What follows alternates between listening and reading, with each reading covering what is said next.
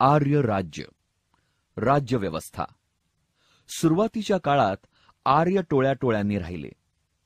त्यांनी सप्तसिंधू व गंगा आणि यमुनेच्या खोऱ्यातील सुपीक जमीन, मुबलक पाणी, शेती व पशुपालनास पूरक साधन संपत्तीमुळे भटके जीवन सोडून स्थिर जीवनास सुरुवात केली.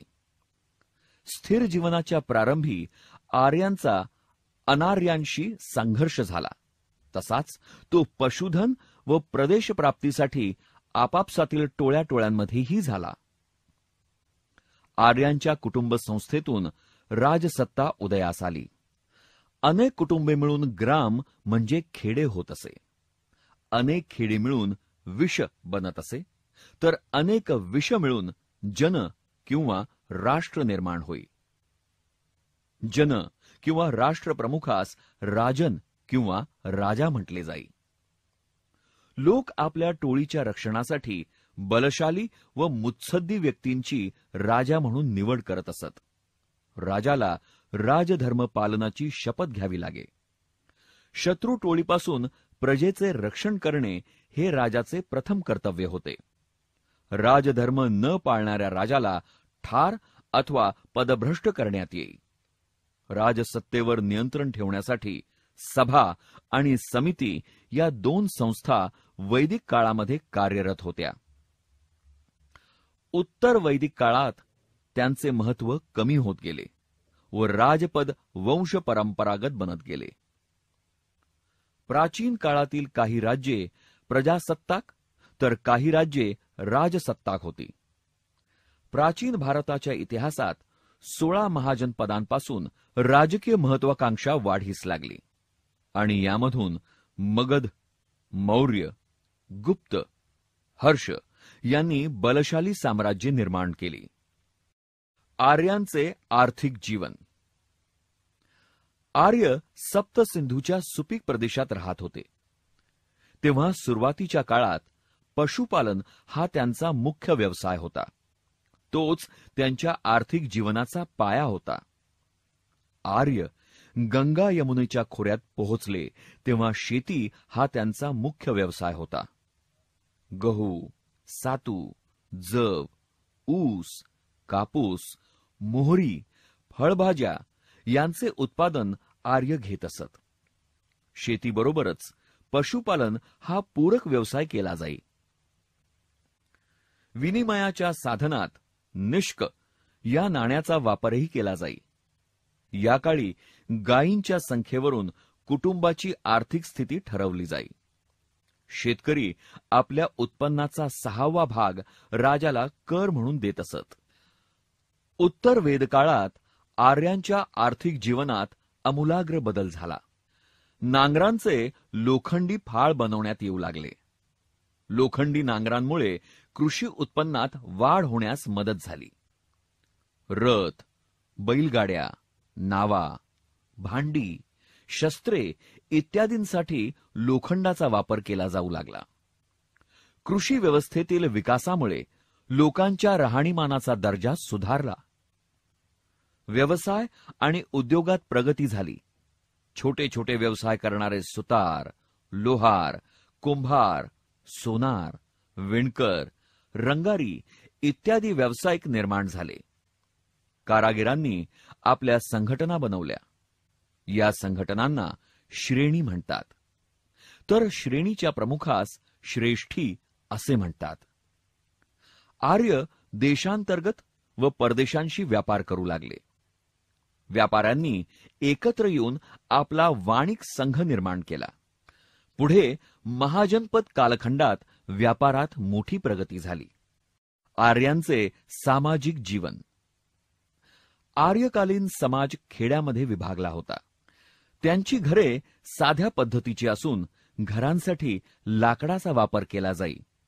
घराचे छत गवताने शाकारले जाई. आर्यांच्या आहारामध्ये अन्नधान्याबरोबरच दूध, दही, लोणी, तूप, फळे, भाजीपाला व मांस यांचा समावेश असे. समाजाच्या गरजा एकमेकांच्या सहकार्यातून भागवल्या जात. गावाच्या प्रमुखाला ग्रामणी असे म्हटले जाई. समाज पितृसत्ताक असला तरी आर्य मुलींना पती निवडीबाबत मोकळीक होती. ज्येष्ठ पुरुष कुटुंब प्रमुख असे, त्यास गृहपती असे म्हटले जाई.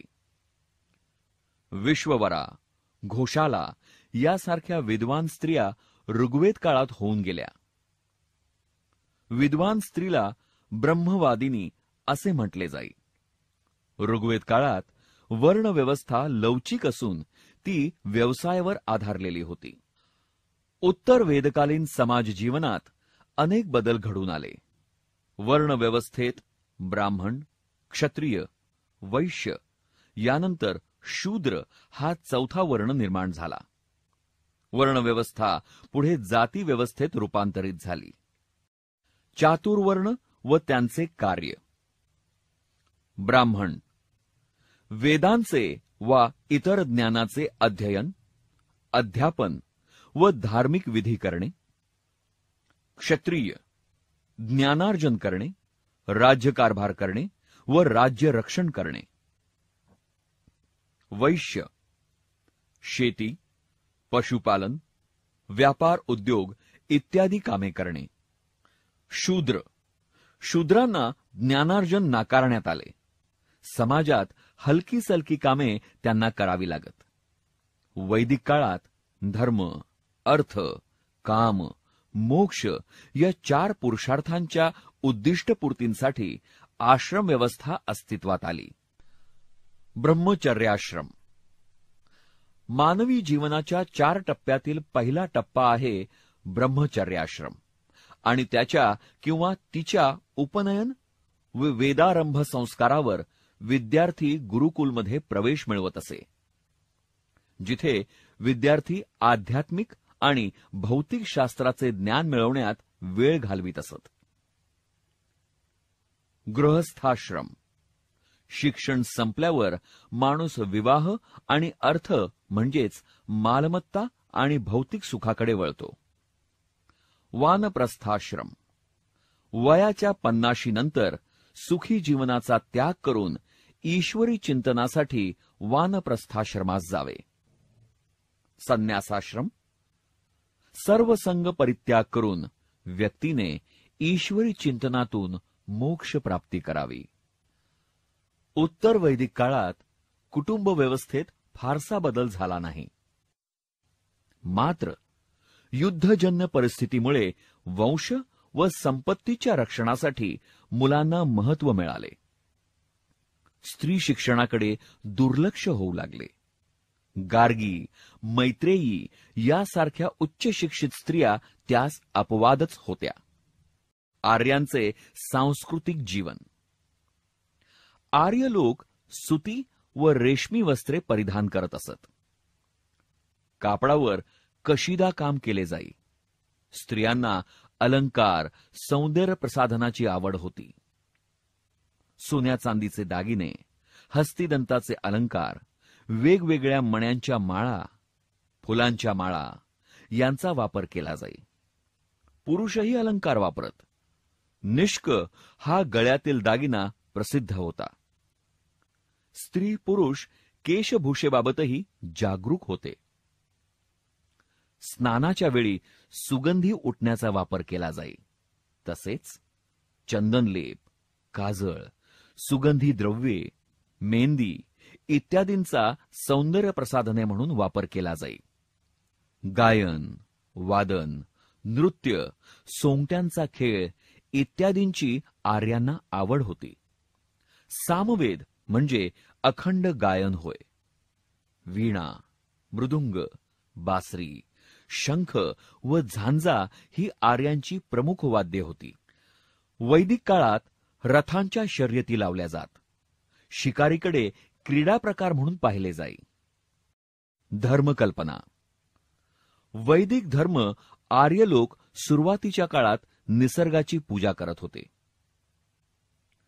ऋग्वेदामध्ये सृष्टीचे स्वरूप 3 घटकात सांगितले आहे. हे 3 घटक म्हणजे पृथ्वी, अंतरिक्ष व अवकाश हे होय. या प्रत्येक घटकात 11 याप्रमाणे आर्यांच्या 33 देवता होत्या. त्या पुढील प्रमाणे: 1. पृथ्वीवरील देवता, पृथ्वी, आग, बृहस्पती, सोम इत्यादी. 2. अंतरिक्षातील देवता, इंद्र, रुद्र, पर्जन्य, वायू इत्यादी. 3.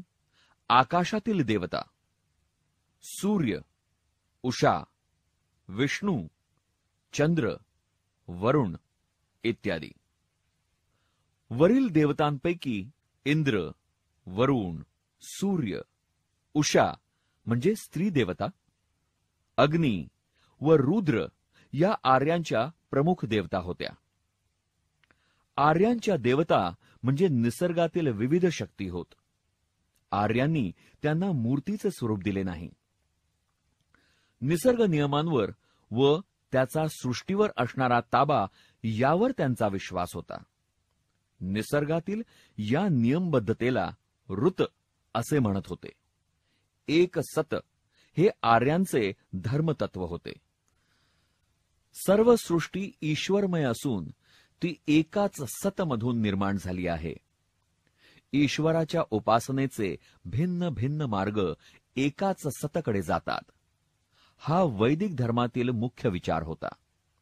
या विचारामुळे समाजात धार्मिक सहिष्णुता वाढीस लागली. परमात्मा हा विश्वाचा नियंता होय. निसर्ग देवतांच्या माध्यमातून त्याची कृपादृष्टी प्राप्त करण्यासाठी आर्यांनी यज्ञविधीला महत्त्व दिले. अग्नीच्या ज्वाला वरती आकाशात जाऊन अदृश्य होतात आणि देवतोपहार ठरतात. यज्ञकुंडातील अग्नीमध्ये दूध, तूप, धान्य, धान्याचे पदार्थ इत्यादींचे हवन केले जाई. यज्ञविधीच्या माध्यमातून सुख, स्वास्थ्य, आर्थिक समृद्धी, शत्रूपासून संरक्षण लाभते अशी आर्यांची श्रद्धा होती. वैदिक युगाच्या अखेरीस यज्ञविधीचे स्तोम माजले. यज्ञविधी करणाऱ्या पुरोहित वर्गाचे प्रस्थ वाढले. यज्ञामध्ये पशुबळी देण्याची प्रथा सुरू झाली. धार्मिक कर्मकांड वाढीस लागल्याने याविरुद्ध वैचारिक उठाव सुरू झाले. जाती संस्थेमुळे सामाजिक विषमता वाढीस लागली. नीतिमत्ता व सदाचाराचा लोप होऊ लागला. चार्वाक, कपिल इत्यादी तत्ववेत्यांनी बुद्धी प्रामाण्यावर भर देऊन नवीन सामाजिक तत्ववेत्यांनी आधारित विचारसरणीचा पाया घातला आणि यास वर्धमान महावीर व गौतम बुद्ध यांनी संघटित रूप दिले.